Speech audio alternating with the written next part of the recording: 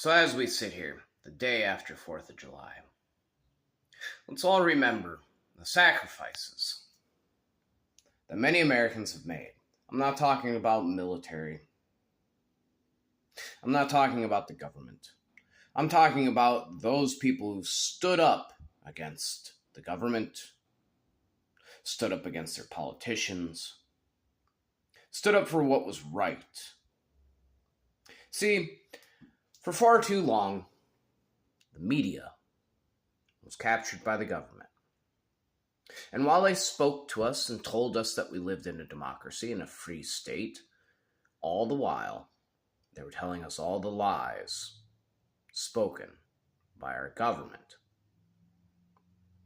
And with the new invention of the internet, see, for myself, having been an 80s baby, I remember what it was like before the internet and how easily it was to tell people the government's truth.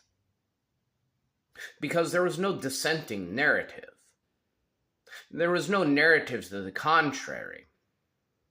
The government would tell the media, and the media would tell us.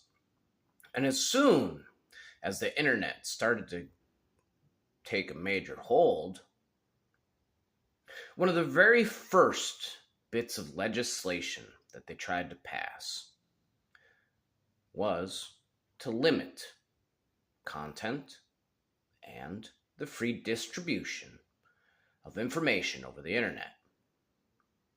See, this happened during George Bush's term, and George Bush Jr., and Clinton, and Obama, and Trump, and Biden, and Trump. It's happened with every president since.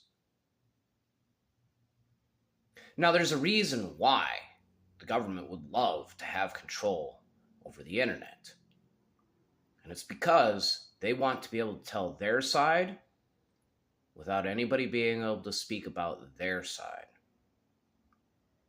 Because if the only distributor of fact is the government, everything that's contrarian must be a lie. And thus, they can make laws that outlaw your ability to have free speech, to be able to speak your truths, to be able to speak the truth.